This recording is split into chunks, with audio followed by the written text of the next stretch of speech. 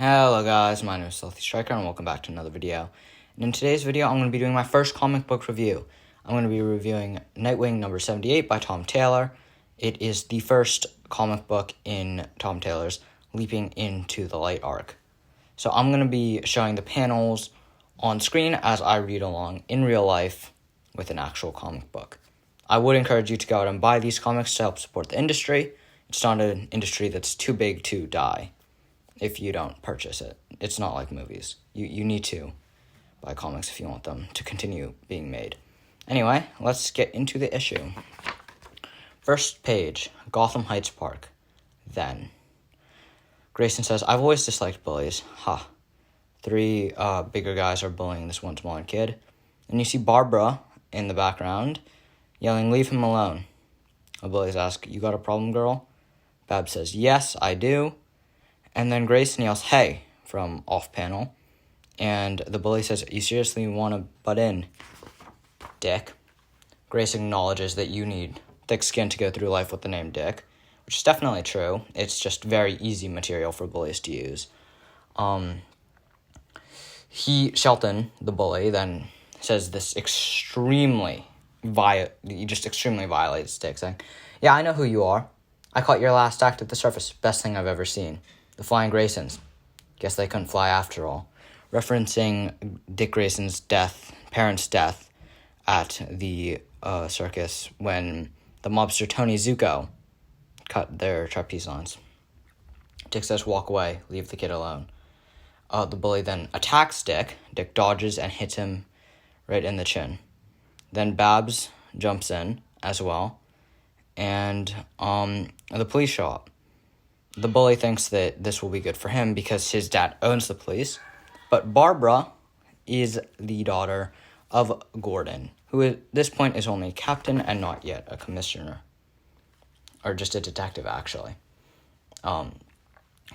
So the police arrest Shelton, and the detective, I'm just going to call him Gordon. Gordon arrives at Wayne Manor with Barbara and Dick. Barbara asks if Dick lives in a castle, has a dragon in a moat, a lot of fairy tale-ish things. And that was the first time that Grayson and Babs ever met. Personally, I love both the characters of Dick Grayson and Barbara Gordon.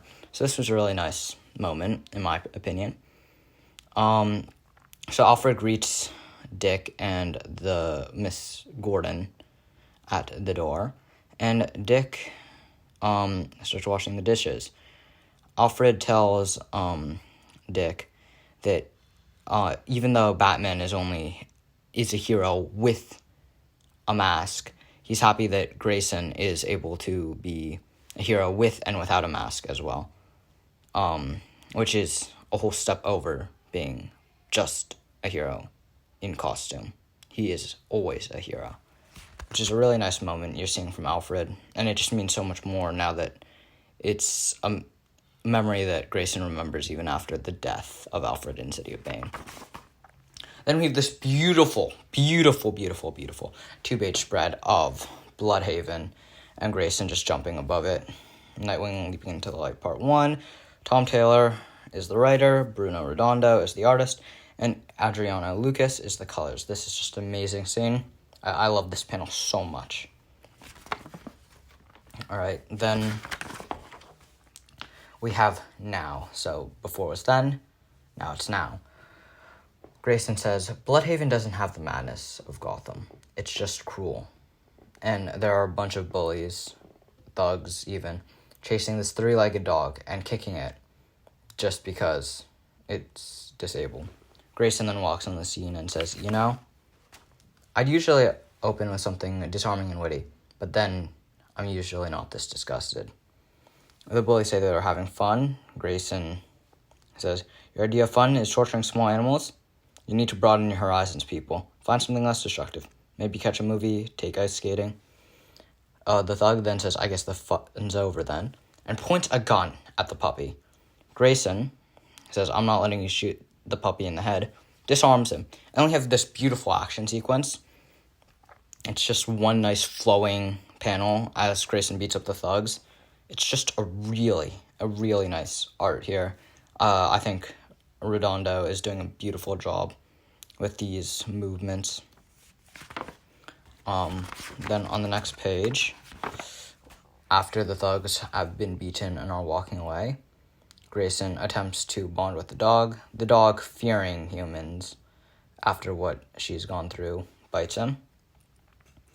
And Nightwing, using a new feature in his Scream Sticks, which I don't think has been seen before, or too often at least, grappling hook, soars through. They just start going through Bloodhaven.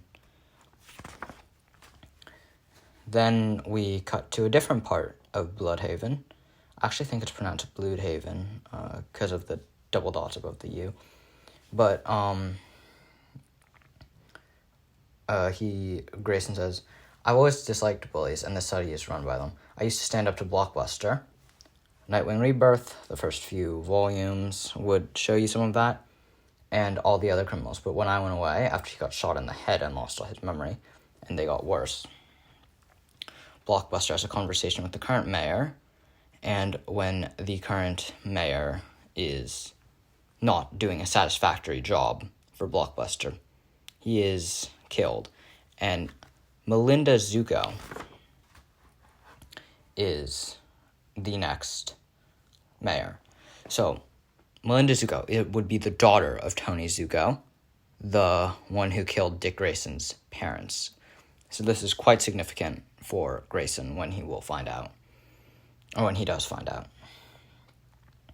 So, after Grayson takes the puppy to the vet, he is headed home, and he realizes that there is something wrong with his apartment, and that there's somebody in there.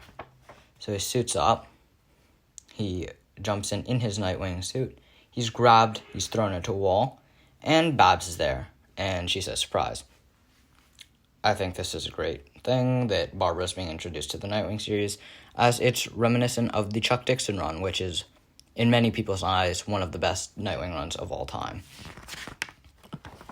And then Barbara comments on Grayson's lackluster security, and she hears the dog noise, and Grayson shows her the dog, and she thinks that he will be keeping her, and Grayson says no, he will be giving her to the pound, but Babs mentions that Grayson would never turn his back on an innocent creature.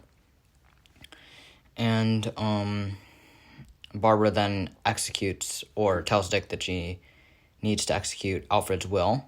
So, on the next page, Grayson says, "I don't understand." Babs says, "I'm not surprised. It's a whole lot of zeros. He was. Why would a billionaire make me sandwiches and do my washing?" So Alfred was a billionaire. And Grayson's been given all the money. Babs says, "This may explain it better." I haven't opened it, and hands Dick a letter. This letter reads, "Master Grayson, please don't be alarmed. I didn't foresee my own death. Given our line of work, I write one of these every year. It seems prudent. I'm sure the fortune I'm leaving to you comes as something of a shock. As Master Wayne's legal guardian, I was given a large amount of the Wayne Industries stock. I was also given a ludicrous amount of wealth I had no need for. I invested much of this wisely and ethically, and I planned to fund a place where it would do the most good. In fact, I plan to come to you for advice. Like Bruce, your mind is astonishing. You can think in ways no one else can. You're a problem solver, and the world is full of problems. I couldn't think of better hands to leave this fortune in. I believe you will see this not as a personal gain, but as an opportunity, because I believe in Dick Grayson. I believe in the boy who always stepped up when someone else was in need. I believe in the man who just wants to help. Without wanting to apply too much pressure, I believe you can be one of the greatest forces for good this world has ever seen. Whatever you choose to do, please know I am exceedingly proud of you. Proud of your heart, proud of your compassion, proud of your humor, your optimism, and your strength in the face of everything that confronts you. And above all, though we rarely say it aloud, I'm so very proud to call you my son."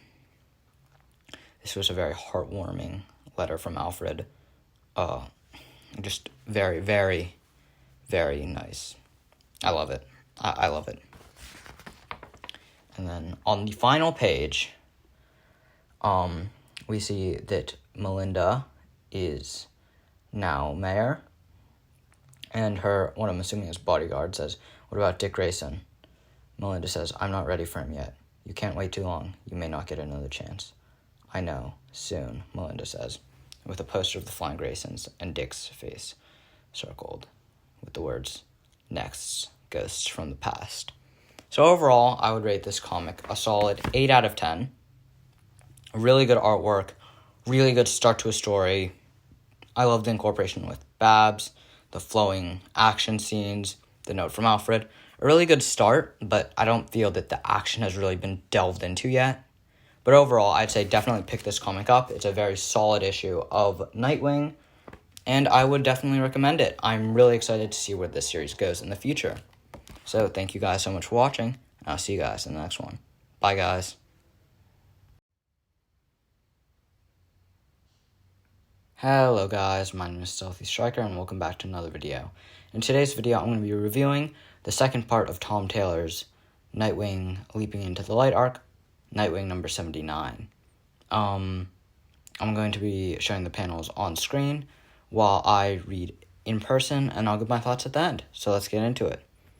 So on the first page, we have this beautiful panel spread of Grayson jumping off a building and sort of going through a timeline. Through his years, he starts as an acrobat, about to jump off the building.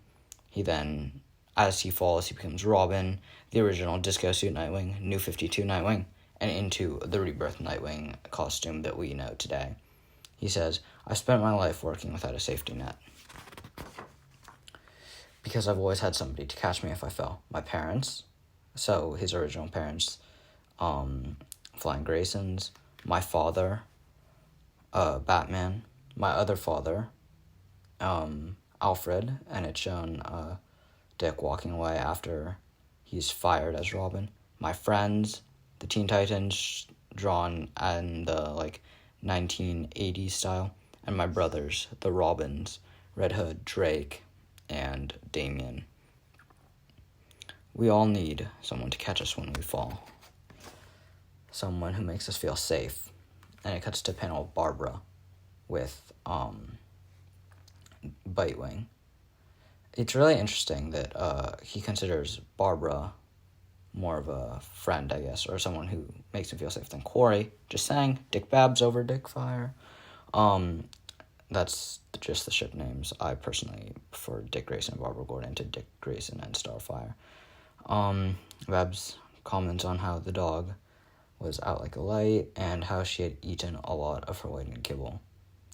Grayson and Barbara are both hungry, and they decide to go out to eat at a pizza place. Nightwing Leaping into the Light, Part 2. Grayson says, 2 slices, please. Babs says, seriously? What, you're a billionaire now? Oh, right. 4 slices, please. Grayson decides to double the amount because he has an exceedingly large amount of money at this point. Grayson says, I want to show you something. Bloodhaven started as a whaling town. This fountain was built back when the people in the city believed they could take on monsters and win. I like that it's still standing. Grayson comments on how he forgot who he was. Babs tries to comfort him, and she comments on how many lives she saved and says, I mean, you wear the tightest costume out of any of us, and I mean, if you've seen Dick's ass, you can't deny that statement. And Grayson says he just wants to do more because of all the things that Alfred has left him, all the money, all the stuff he can do now. He's just not sure where to focus. And Barbara gives him the title of one of the world's greatest problem solvers. Doesn't roll off the tongue as well as world's greatest detective, but still a very nice title. Grayson comments on how he always thought Batman could have done more as Bruce Wayne. And yeah, next page. A guy comes up to Grayson and asks if he could spare any change, and Grayson says that he doesn't really carry cash, and then has a light bulb moment and says, wait, let me buy you lots of food and whatever else you need, and invite friends, anyone in the area who could do with a meal. Don't hold back. So Grayson uses his newfound money to help the less fortunate in Bloodhaven and buys them all pizza and offers the man, whose name is Martin, a room at the Three Seasons for a month, and is going to help him and his son in the future after that. And then Grayson realizes his wallet has been stolen on the next page. And he says, never tell Batman about this. Barbara says, too late, I've already put it in the group chat. I find it amazing that the Bat family has a group chat. I just think that's extremely relatable. Grayson says, come on. And Bab says, you might want to put that on silent. Cass has no self-control when it comes to emojis. I just think that's very in character for Cass. That was a really funny panel for me. I really enjoyed that. So the man and his child are walking through the streets, and out of nowhere, a speech bubble pops up. It says, that looks like good pizza. Oh, you want a slice? It's more of a stab than a slice. I don't know what you are. And then a gun is pulled out, and from the shadows, a mysterious figure says, tell your kid to run. Elliot, go back to the pizza shop. Stay there. Dad, just go. The man says to the kid, it'll be okay. And on the next page, the villain says it's not going to be okay. And the gun starts glowing red. And the man says, I don't have anything. The villain says, you have exactly what I want. You had a heart. And the gun extracts, has some red lightning, and pulls his heart. Now we cut back to Grayson and Babs. Grayson says, there's a micro tracker inside my wallet. I can follow it and link you up to your earpiece, Babs says. Grayson asks why she doesn't want to join in. Babs says that, I have some pretty new technology holding my spine together. She doesn't want to leap from rooftops or anything, doesn't want to damage it. And she gives Grayson a new mask and says, here, I wanted you to try this anyway. I'll see what you see. When you're out there, tracker's on the move. And then you see Grayson just parkouring from building to building. And Grayson on top of the rooftop says, oh no, can you see who I see? On the next page, we see that it's Boss Maroney. And Maroney is one of the most powerful bosses in the city. And Melinda Zuko shows back up, once again, the daughter of Tony Zuko, the one who killed Grayson's parents. And they are talking about Melinda's new rise to becoming mayor. And then some kids walk by and rob him. And they just rob Maroney, one of the most powerful people in Bloodhaven. And his guards realize and start chasing the kids. And then we see this amazing double panel spread of Grayson just jumping off the rooftop, jumping down, soaring down, using wires, his screamer sticks, and hitting the thugs that were chasing the kids. It's just such an amazing panel. Redondo's art is just so good. So good. Love this panel. And we see Grayson just beating up the thugs, and he says that that Maroney's people won't be charged no matter what, even though they were going to kill kids. And he mentions that the law has never applied to the people who control Bloodhaven.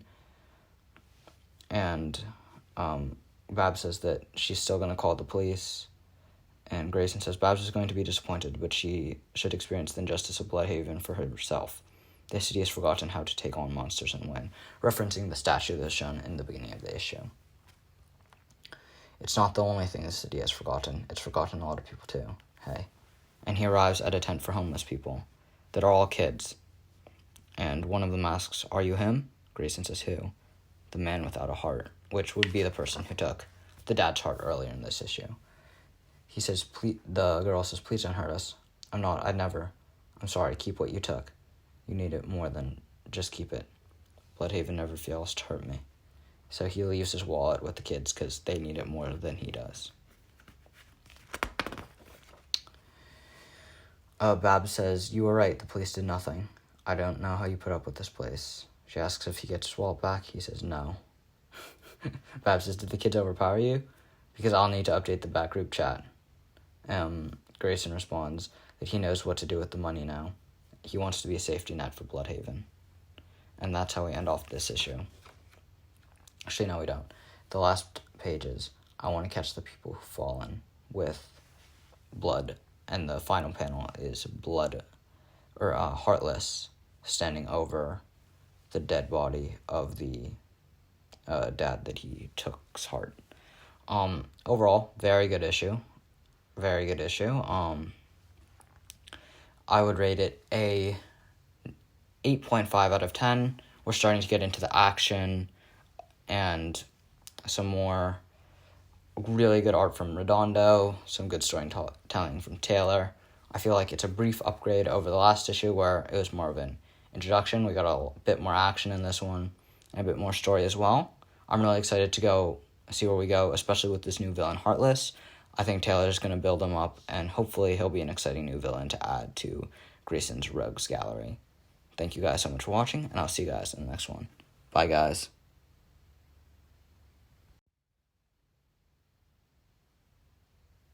Hello guys, my name is Stealthy Striker, and welcome back to another video.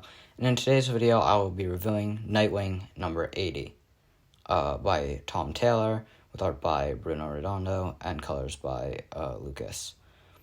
This one is the third part of Tom Taylor's Leaping into the Light Nightwing arc, and it's titled Introducing Heartless.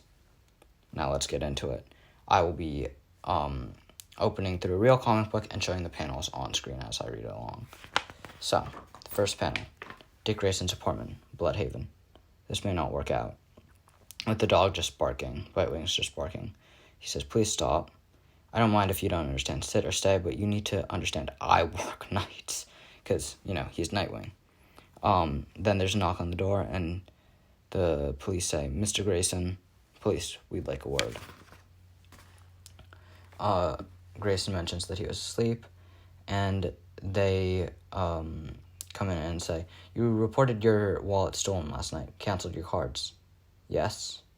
"Before you reported your cards stolen, a hotel was booked from Martin Holt." "Oh, hey, that was me. He didn't steal my wallet. I hope he didn't have trouble with the hotel room." The police say, "No, he never checked in. He was found murdered this morning." "What about his son, Elliot? Is he okay?" "We don't have any information about his son, Mr. Grayson." "Interesting that you do." So Dick calls Barbara. She says, "Hey, you missed me already?" Something like that. "Did you get back to Gotham okay?" She says, "I've only gotten to the end of your street." "That's good. Would you mind coming back?" "Why?" "Because I'm pretty sure I'm being accused of murder, and you're my only alibi." So, the police say, "I understand you used to be one of us, Mr. Grayson. Why did you leave the Bloodhaven police?" Grayson responds, "There were too many criminals." "Mr. Holt was found dead this morning. His heart was removed. We don't know how. Do you?" Grayson says, "Why would I?" The police accuse him of being the murderer, saying that, "I don't want to theorize about why, but I'm thinking he didn't like your proposition, something went wrong, and you cut out his heart. Just like you've been taking the hearts of homeless people all over the city." Barbara then arrives. Grayson says, she says, "How's it going?" Grayson says, "Being accused of murder. You?" Detectives, I'm Barbara Gordon. I was with Grayson all night," and essentially says that she has the evidence to prove that he wasn't guilty. The officers then ask, "What is the nature of your relationship?" Neither of them know, right? It's like they don't know if they're a couple or they're friends. It's always a very complicated thing with Dick Grayson and Barbara Gordon. And she says that's not relevant. And then Grayson and Barbara mentioned that they both have law degrees and how they're eager to help with the investigation, but accusing Grayson of murder with an alibi and with no evidence is embarrassingly incompetent. This causes the police to leave, and Barbara asks if Grayson's going to look for the kid. which he is going to. Grayson says, the killer cut out his heart. Does that mean something to you?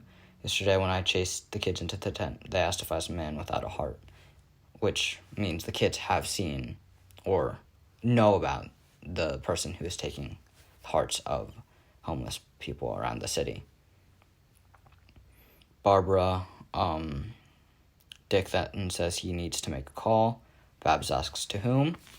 And on the next page, it says, my brother, Tim Drake, thought of many as the best Robin. I totally get it. So, Tim Drake shows up. Grayson gives him the praise of being the best Robin. That's huge. Coming from the first Robin, the prodigal son, the golden child. That's some huge praise. Grayson then meets Tim, and Tim says Batman wanted me to give you something, and he gives him a wallet chain so that Grayson does not get his wallet and stole it again. Grayson says, I'm never living this down, am I? Tim says, of course not. Then we have this beautiful art of them just walking through the city, or swinging through the city, landing on a train, dodging. Tim mentions that he knows about what Alfred left to Dick, and it's just like not the amount of money that's so important, but it's what Dick's gonna do with it, which is the real burden that has come with what Alfred has given to him. Tim and Dick basically explains the situation to Tim, telling him how he met this man and his son last night, booked a room for them to get them off the street, and how his father was killed, and how Grayson had found a tent city full of homeless kids, and he doesn't need Robin, he needs Tim Drake. He just needs a kid, essentially, and Drake is the best option. Drake says, you got a puppy? Dick said she was going to the pound. Ha, sure, that sounds plausible. Calling back to the last issue, Grayson's just not going to let an innocent creature, go. He's always going to protect the innocent, even if it's a puppy.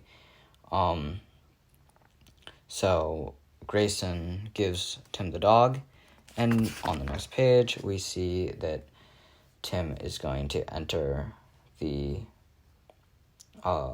tent city. Tim says, so Babs stayed the night, huh? Grayson says, I slept on the couch. I see. And then Barbara just says, I'm on this channel, right? Very loudly. And Tim says, well, no, I do. Grayson says, can we talk about something else? Like the potential serial killer cutting out people's hearts? Yeah, a much more comfortable conversation. Only in the Bat family will that ever be a more comfortable conversation than Dick and Babs' relationship status. Grayson Tim then sees the son of the guy whose heart was taken out, and it cuts to an hour later, where Tim has gotten some information, and he tells Dick that he says his father was killed by a man without a heart, and he's not the only one. Too many kids in there have the same story. So, basically, a bunch of all the homeless kids, or most of them at least, have had their parents killed by this man without a heart, heartless. Grayson tells Tim to suit up, and then we go to the next page. It says, we have trouble. Brutal and the electrocutioner. They work for Blockbuster. What do you want? People in here have been stealing. That's a crime, kid. And you don't look like the police. We're perceptive. A cut of every time in this city goes to Blockbuster, no matter how pathetic. We bend the rules for poor homeless kids, and Blockbuster could look weak. Blockbuster doesn't ever look weak. And then in a scream stick hits, what's his name? Brutal's head, and Grayson says, is this where you really want to be in life? I don't pretend to understand the henchman job satisfaction, but stealing from homeless kids has got to feel like a career low. And then energy is fired at Nightwing. Drake jumps on him, hits him with a thud, and Nightwing turns his Eskrima sticks into a bow staff and throws it to Tim, which really just shows how caring Dick is for his family, because he incorporated a feature to help his brother into his personal weapons. So he throws it to Tim, and then Tim and Nightwing, like, we have this large drawing where they jump down and start attacking, and we have this nice, page of an action sequence where Grayson and Tim take out and throw the two villains into each other. And Grayson says, tell Blockbuster these people are under my protection. And Grayson says, Robin, what is it? Fire. Help. The kids are on a fiery dock. Grayson says, I'll get them. Make sure everyone else gets clear, Robin. Oracle, I'm watching. Fire department has already been contacted. Be careful. The kids yell, help, please. Grayson says, it's okay. You're going to be all right. You said a damn fire? That wasn't us, man. Can't get money out of dead people. Tim says to the henchmen that work for Blockbuster. Tim says, Nightwing, something's off. I can smell the accelerant from here. That fire was definitely deliberately lit, but I don't think Blockbuster people started it. Grayson says, yeah, I know. It was him. And we see Heartless. Next, Heartless versus Nightwing. This issue was really good. We got Tim in the Nightwing story. I love to see it. Another Robin. Now we have Robin and Barbara. This is going to be a solid 8.5 out of 10 once again. Still, I think it's really good so far. The art's, of course, amazing. And this is really nice build-up. I think the next one will probably be a 9 if we stay on the current increasing trajectory that this storyline is going. So thank you guys so much for watching, and I'll see you guys in the next one. Bye, guys.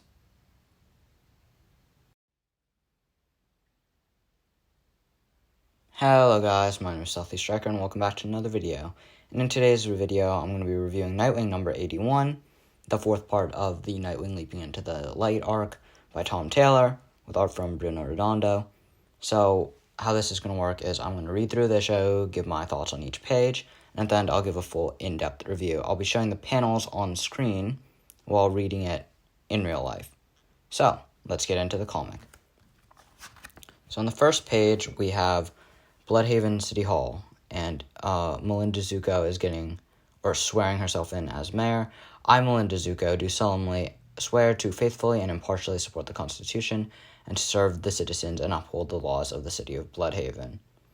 And the police commissioner has her follow him into a room with Blockbuster, and Blockbuster and his men start clapping, and she's offered money, which she asks to be put in an account for her, and Blockbuster asks what her plan for Bloodhaven is. She responds with, "My plan, Blockbuster, is to make us all much wealthier and to extend your power beyond the city, but to do so in a way that builds on the good work you've already done."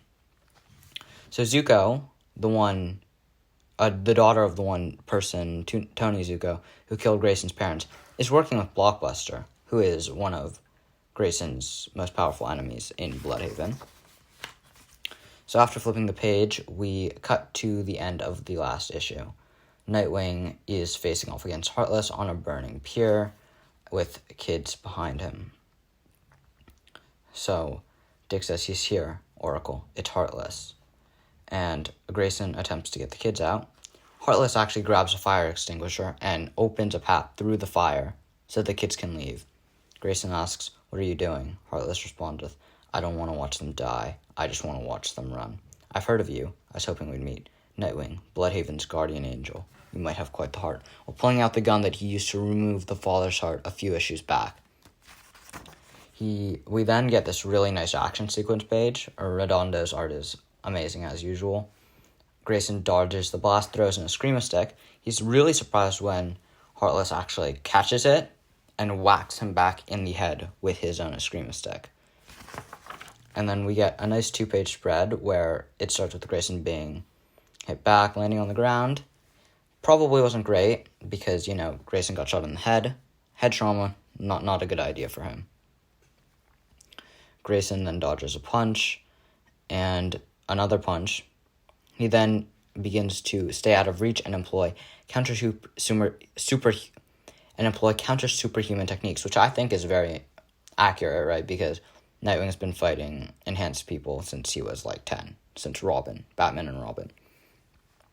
Grayson begins to use his momentum and force against him because it doesn't matter how strong he is, he starts to breathe, and Grayson can still make him angry, which he does by putting his screamer stick up to Heartless's neck.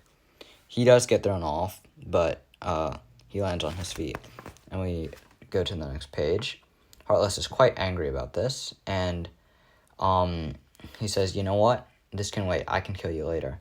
Grayson responds, as witty as always, "What, is this an inconvenient time? You think I'm letting you walk away?" And he electrifies his screamer sticks. I really like when Grayson has the electrified screamer sticks. I just think they look really cool. And Heartless says, "Of course, you'll let me walk away because I know your pathetic weakness. You care," he says, as he pulls out a trigger. And he says, "And kids have all been running towards the pier, which is where I want them. I wanted to see their fear. I wanted to see their faces, but it's okay. I have a pretty vivid imagination." Grayson then yells, "Robin." Robin responds, "What is it? Get the kids off the pier. Get them." And Heartless triggers an explosion. The pier blows up, so their kids are all stranded on a burning bridge, or on a burning pier, and they have no way to get back to the mainland, and some of the kids can't swim. So Grayson's first instinct is to ask for help. He says, "Oracle Maritime Distress Channel, VHF Radio 16. And Grayson says, "Mayday, mayday, there are hundreds of children in need of rescue at the end of Bloodhaven Pier 12. And he just keeps repeats this one more time. And he says, "Come on, Bloodhaven, show them what you're worth fighting for, please." I think this is really nice because it's just showing how Grayson still has the faith for the people that live in the city he protects, unlike Batman.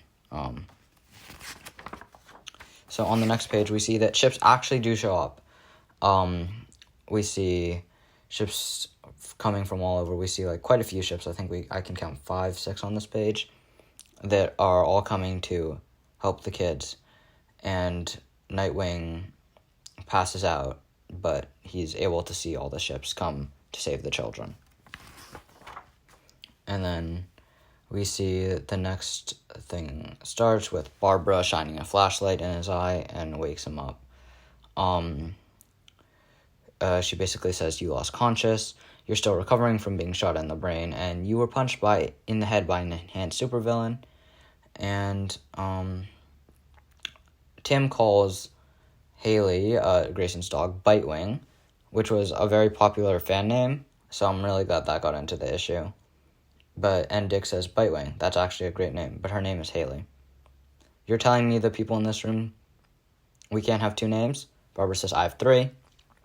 I mean, Nightwing technically also has 3. Dick Grayson, Robin, Batman. He actually has more: Batman, Nightwing. But he primarily goes by Dick and Nightwing. Tim has Tim, Drake, Robin. Barbara has Oracle, Batgirl, and Barbara Gordon, of course.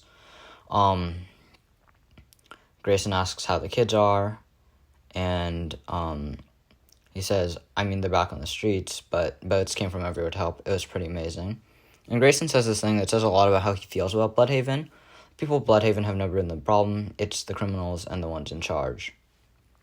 So it's really just not the fact that the city is corrupt to its core, similar to Gotham. It's mostly just the higher-ups. It's not the people. And then Nightwing finds out that the new mayor of Bloodhaven is Mayor Zuko, which was Tony Zuko's daughter from his first marriage. And he is happy when Bab says, "But Tony didn't stick around long past her 8th birthday. He didn't raise her." Grayson says, "Well, that's a positive." Tim says, "She was raised by the Maroney crime family." Grayson says, "Right, that's so much worse." So this is a pretty huge thing for Dick. He's finding out that the daughter of the person who killed his parents is now the mayor of his city. And not only that, she was raised by both Tony Zuko and a crime family. This is not a great moment for Mr. Grayson. So Barbara has been digging into the FBI files, but the entirety of it is redacted, or at least most of it. And Babs says Zuko is the council president, so she was already positioned to take over if anything happened to the mayor. And then Maroni or Blockbuster had him killed, which was shown in Nightwing number 78. So,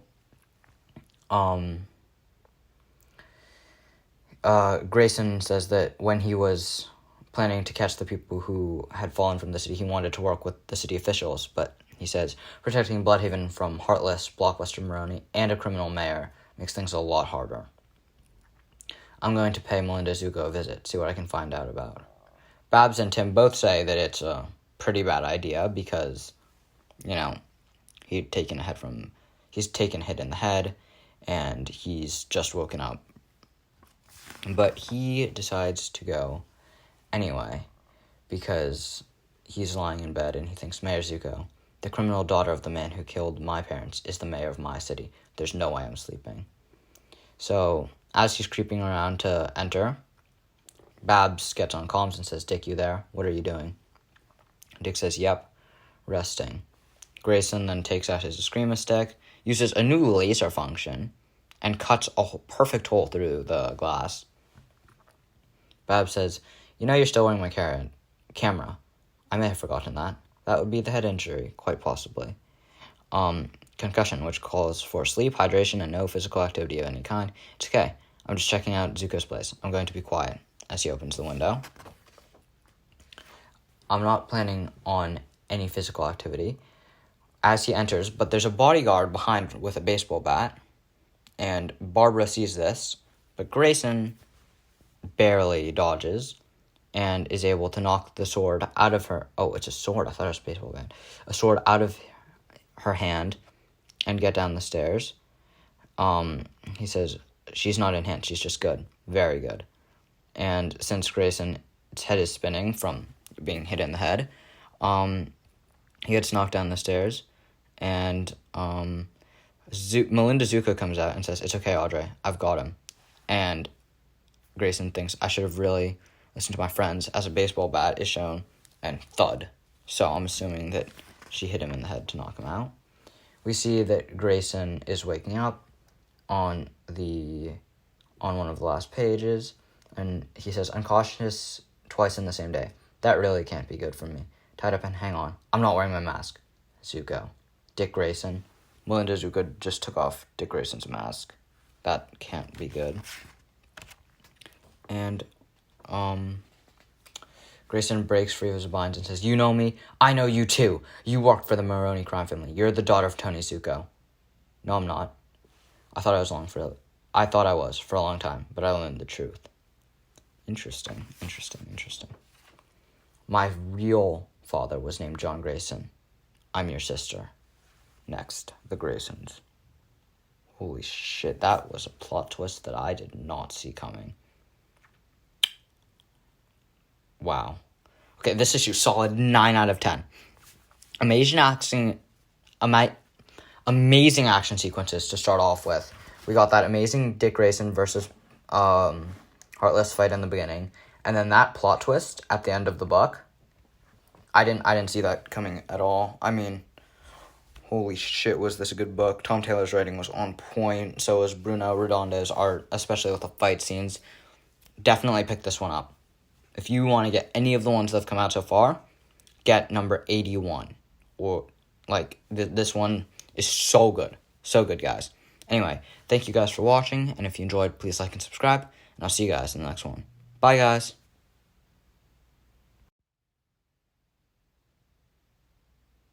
Hello guys, my name is Stealthy Striker and welcome back to another video.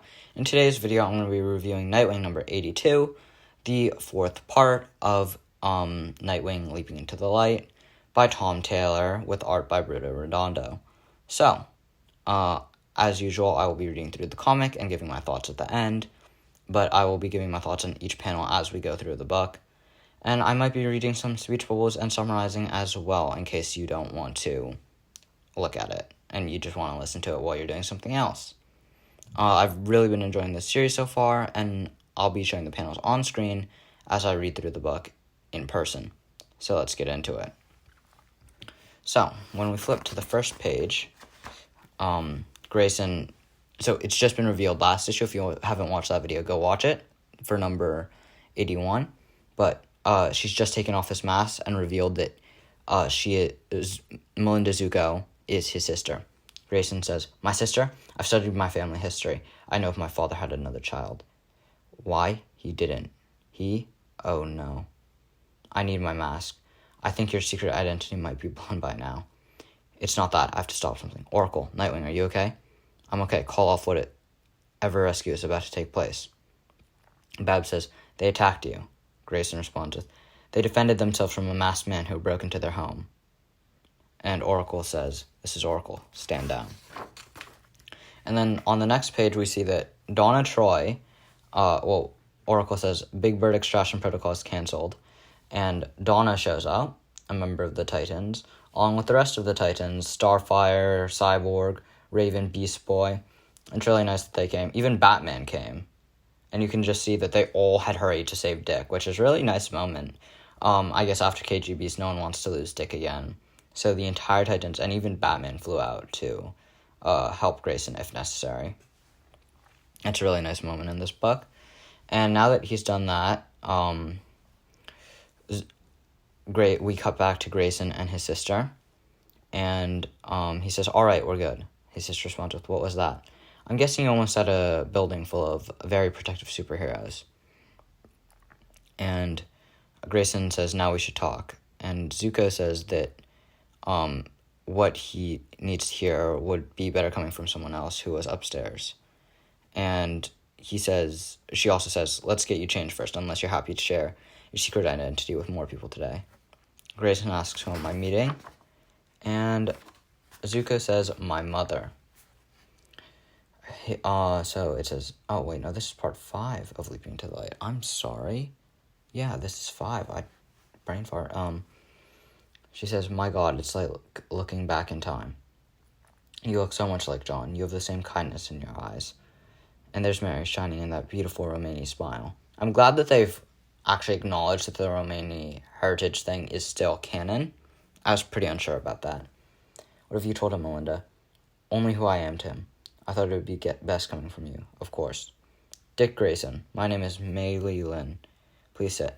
So I do like the fact that there is some Asian connection in this to Grayson.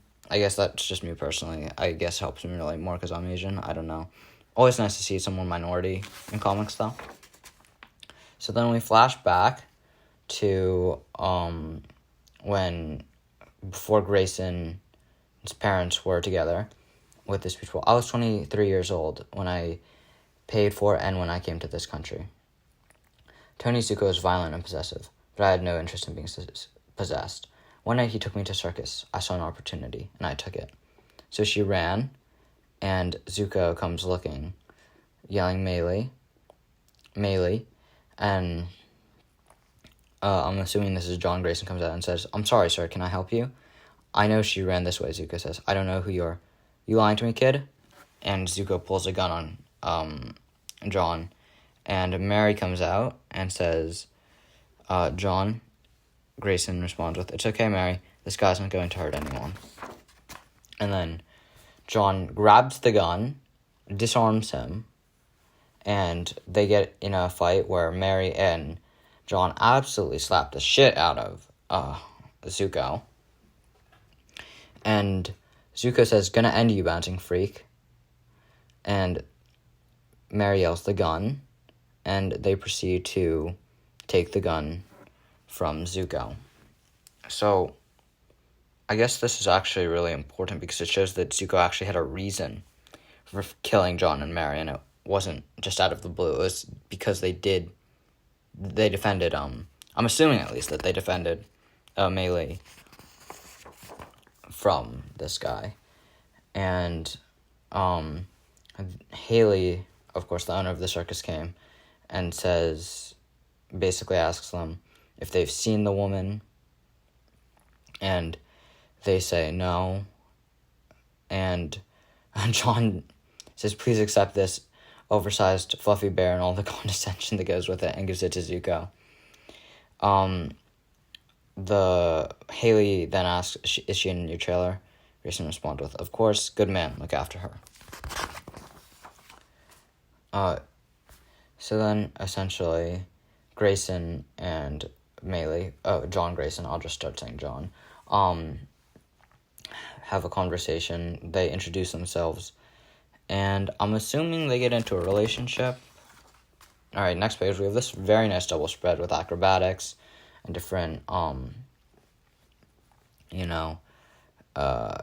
circus things. And it's really nice that they specify, please understand they weren't together yet, so it doesn't turn John into a cheater. It doesn't tarnish his legacy in any other way. It's just like a short-term thing with John before he got with Mary. However, Tony, this wouldn't last for long. Tony would find Maylee when Haley's circus was touring in Star City, and Zuko left behind the bear that Grayson had left behind, had given Zuko all that time ago. And then we flip the page, and we see that Maylee has Melinda, who is John Grayson's son, and since Tony had such a big ego, he couldn't ask or say that the child was John's, but he knew the truth. So eventually Maylee and Melinda got out, and she brought Melinda to the circus, but she found Dick there instead.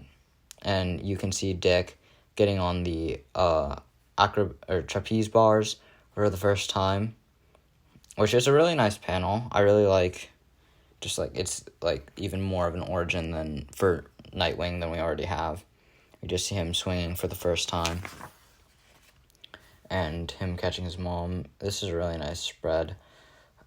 And they say, would you look at that? Another flying Grayson. And Maylee thought that since they looked so happy and after everything that they'd done, they didn't deserve, I guess, any more drama than necessary. She didn't want to cause a rift in between John and Mary. And this is a really nice thing that John says here. See you were ready. I did it, Dick says. You sure did, kiddo.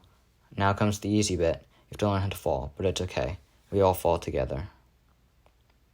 Except for when they didn't.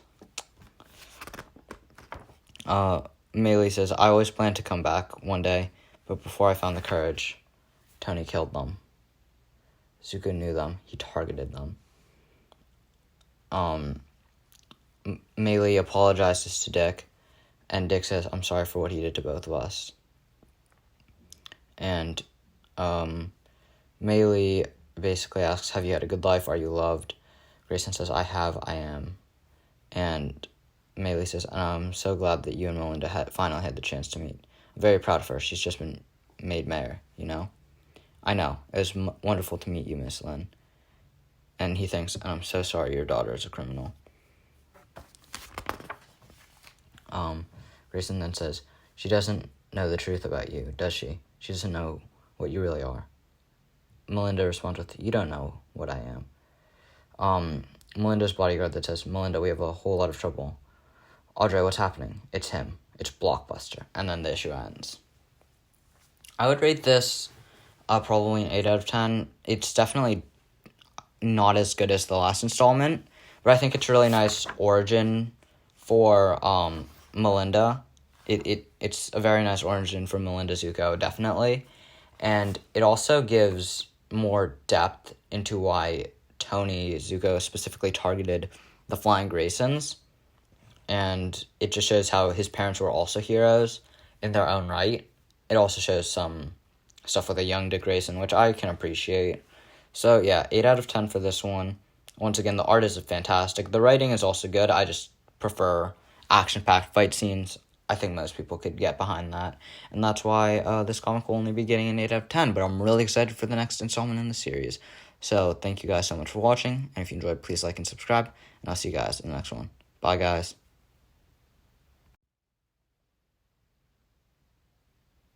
Hello guys, my name is Stealthy Striker and welcome back to another video. In today's video, I will be reviewing Nightwing number 83, the final part of Tom Taylor's Leaping into the Light arc, part 6, if you want a number. Of course, it's by Tom Taylor and art is by Bruno Redondo. I've really been enjoying this run so far, and I really hope that the finale of this arc is a good ending. So yeah, I'll be showing the panels on screen and reading it in person. I will be reading through the issue, giving my thoughts on each page, and an overall review at the end. So, let's get into it. Flipping to the first page, we catch up where we ended last issue with Blockbuster showing at Zuko's apartment with Grayson inside. There's an announcement with the police use a loudspeaker. They're working for Blockbuster and says, "This is the Bloodhaven Police. Come out with your hands on your head." 2 minutes, Commissioner McLean. "Then I'm going in," Blockbuster says. And Melinda Zuko says, "Before whatever this is happens, you need to know the truth. I've seen your FBI file.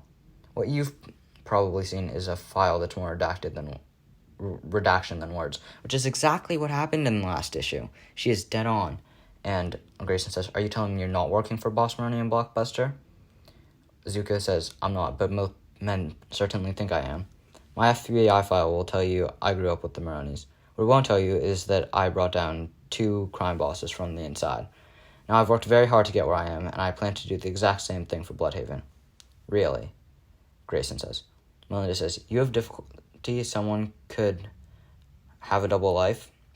Grayson says, No, I'm pretty used to that idea. Breathing steady, no rapid blinking. Stance isn't rigid. No notable pupil dilation. Either she's telling the truth or she's an excellent liar." Melinda admires Dick and says, "Dick Grayson, I thought about what kind of person you might be for years, and I find my brother is Bloodhaven's guardian superhero. We can help each other bring these people down. Actually, we can do more than that, Melinda. I'm going to tell you something, and I want to tell you. I want to believe you, but..." The loudspeaker again. "Nightwing, we know you're in there." Dick then says, "They're here for me. They must have had eyes on me on your home. They think I broke in." Melinda's bodyguard states the truth and says, "You did break in." Dick then says, "Oh yeah, I suppose I did. But right now they think I'm a dangerous vigilante who has broken into the mayor's home. We can work with that." And Blockbuster busts in to both Melinda and her bodyguard tied up and says, "Roland." Melinda says, "Roland." Blockbuster says, "Did he get anything from you?" Melinda says, "Nothing. You have people watching my home?" Blockbuster responds with, "Of course. I protect all my assets. Where is he?" The bodyguard says, "He went out the window." "Blockbuster, we have eyes on him. He's on the roof." And we get this really nice scene of Grayson just holding a stance on the roof. And then Blockbuster shows up there and says, "Nightwing." Dick responds with, "This isn't good. You are in no shape to be fighting Blockbuster," Babs says. And Dick responds pretty wittily and says, "All right, Oracle, I'll ask him if he can come back at a more convenient time." That's obviously not happening. And Grayson, staying with the act, says, "I know Mayor Zuko is working for you. I'll find a way to prove it." And Blockbuster says, "It doesn't matter. I own the police. I own the courts. Bloodhaven is mine. No one would act against me." Grayson says, "Sure, you scare a lot of people, but don't confuse fear with respect, Blockbuster. The people of the city will love to see you face some consequences." Blockbuster responds with, "I am the city." Grayson says, "You're everything wrong with the city in one convenient, oversized package," which causes Blockbuster to erupt with rage and try to punch Dick, which he dodges. Dick then says, "I don't think you want me to fight me up here, Desmond. It's a long way down, even for you." Blockbuster responds with, "You're right, fire." And helicopter fire starts spraying out of a minigun. And Babs says the obvious. "Nightwing, run." Grayson responds with the obvious. "I am running." And instead of running away from the gunfire like you would think a person in this situation would do, Dick runs towards it because he says if they keep firing at the building, somebody could get hurt. So Grayson jumps directly towards the gunfire and onto the helicopter. This is a really nice shot, though. I really like this one-page spread. Amazing. And then this two-page spread on the next page, Dick shooting grappling lines out and grabbing people, basically making it a trapeze, and him swinging around it, landing on the helicopter, tying people up, dangling them off it, and then the pilot just says, just handcuff me and take the chopper man, because he doesn't want to get the same fate of being thrown off and tied up as the rest. Grayson says, a deadly threat turned into a convenient getaway vehicle. And we'll flip the page, and Dick arrives back at his apartment, and he falls on the floor. He says, I'm okay. Tim says, you're on the floor.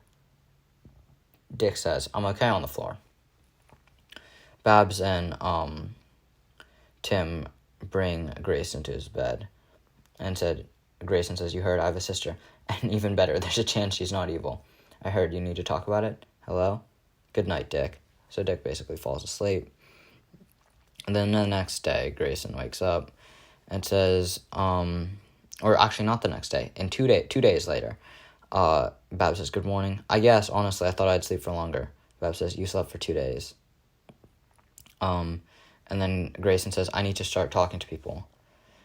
Babs says, who? People who've devoted their lives to helping outside the system. He talks to Leslie Tompkins, who's a doctor who has connections with Bruce Wayne. People I love.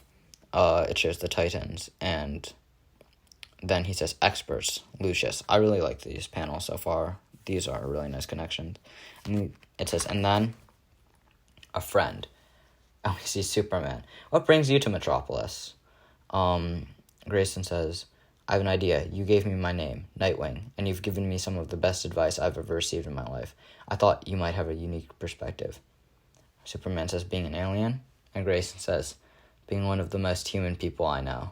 I just really love the writing here. It's just so good.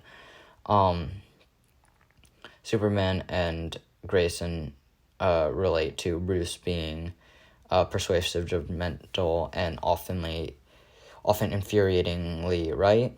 But Superman says that he respects you. We all do. And that everyone believes in him. Grayson says, can I just text? Or probably appreciate the non-personal touch. Superman laughs at this and says, for a man who has fearlessly stood up to Darkseid, Bruce will do a lot to avoid a conversation. Grayson says, Alfred left me a lot, but I don't think there's anything heroic about being a billionaire. Superman says, I'm sorry about Alfred. I looked up to him greatly. Superman looked up to Alfred Pennyworth? Of course, the world would have been lost without the heroes he raised, without his generosity, his support, his love. You're a lot like him, you know? Thanks. Tell me your idea. So this was a really nice spread in general. Grayson getting advice from Superman is nothing new, but it's great because Dick, in his personality, is really a merge of Superman and Batman. He's the best of both heroes. And it's just really nice that I love when they cross over. So then next page, we just see them sitting on top of the Daily Planet, and Superman thinks that it's a good idea, and says, Dick, I've always believed by leading an example, and the example you're setting here will inspire others. You're talking about lifting people, and if you're successful, the rest of the country, the rest of the world could see what's possible. But you already know this. You don't need my input. You've thought it all through. And Superman then asks Nightwing for a favor. He says, I might have to go away for a bit. A lot will fall to my son, John. It would mean a lot if you could give him some guidance and some friendship. Nightwing says, of course, if you think I can help. And Superman says, honestly, I can think of a better role model. Thank you, Dick. I think that's a really nice thing. Just Superman semi-mentored Dick, and he wants Dick to mentor his own son. So we cut to the next morning, and I can't tell who, Grayson or Barbara says, there's a lot of press outside. I guess they know I'm suddenly the richest man in Bloodhaven. It's almost as if somebody tipped them off. Grayson says this would be a lot easier in a mask. Pep says, I know, but it's time for Dick Grayson to be a hero. We've talked through this for days. You know what you're doing. Do you know what you're going to name it yet? Grayson says, yeah, I do. And he hands Barbara his mask. And Grayson says, Babs, before I go out there, I just wanted to say thanks for being here. There's absolutely no way I could have done this without your advice and your friendship and whatever happens next. And then the Dick Babs kiss. Barbara then says, go get them, Boy Wonder. This is probably my favorite ship in all of comics. I'm quite happy to see that is once again canon after Death Metal. Love it, love it, love it. And to clarify, this is not cheating. It was a one-night stand with Corey in Teen Titans Academy, so Dick is not a cheater. But Dick Babs is back! Let's go. Okay, so then we have Dick Grayson's speech on the next page. My name is Dick Grayson. I've just become a billionaire. But I don't believe any one person should have so much when so many have so little. So I'm giving it away. I've decided to use it to establish one of the world's largest self-sustaining, purely philanthropic foundations. And while there will be some problems helping in targeted areas elsewhere in the world, the bulk of this wealth will go directly into Bloodhaven. And then we see the kids in the tent city who showed up earlier in the run. To begin, our foundation aims to work with the city to ensure no one is living on the streets by this time next month. Mr. Grayson, a lot of those people have problems beyond homelessness. Yes, so why'd start there? And Grayson says, simple, because it's getting colder. And Blockbuster is then watching on a screen, and we're continue Grayson's speech. But that's just the first phase. I've seen money used for enforcement. I've seen the poorest and most vulnerable blamed and punished rather than assisted. I want to try something different. I want to help.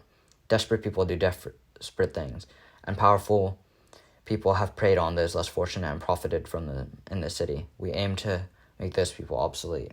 And on that panel, we also see Blockbuster.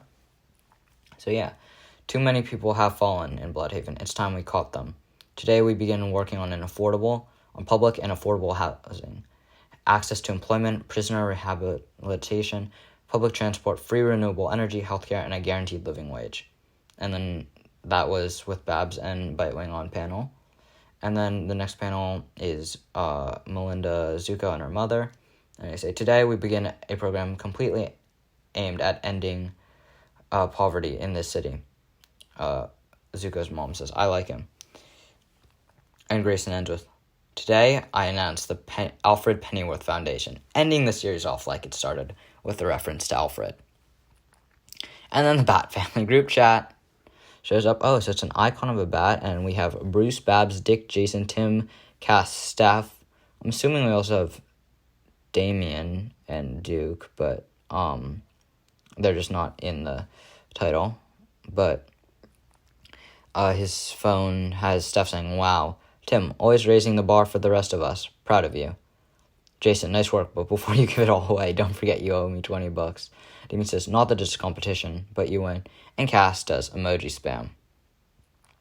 I really like that. That's very in-person for all the Bat Family characters. And I really just like seeing the group chat. I think it's really funny and very relatable as well. Grayson then gets a call and says, hey, you don't usually call. I'm sorry. I know, I'm sorry. But Dick, you honored him today. Thank you. Batman says while holding an image of Alfred and a young Bruce Wayne. This very heartfelt moment. And the final panel of the Leaping into the Light issue arc is a man saying, Dick Grayson, you know this guy? And then a guy in the shadow, who I'm assuming is Heartless, is, yes, my first. I owe him so very much. He made me who I am today. But I have plans for Bloodhaven, and they don't really line up with Dick's vision here. I'll have to take his heart before he gives it to the city. Nightwing Leaping into the Light, Part 6. Overall, this was a 9.5 out of 10 comic. We started off with a nice action sequence from Blockbuster. Amazing art, as usual, by Bruno Redondo. Then we got that amazing Superman crossover. We got panels for the Titans. Very, very solid comic book. And we ended off with this amazing homage to Alfred, which calls back to the beginning of the series. Overall, I'd say this was definitely a very good run, a very strong start for Nightwing by Tom Taylor, and I'm really looking forward to seeing what he does in the future. So thank you guys so much for watching this video. If you enjoyed, please like and subscribe, and I'll see you guys in the next one. Bye, guys.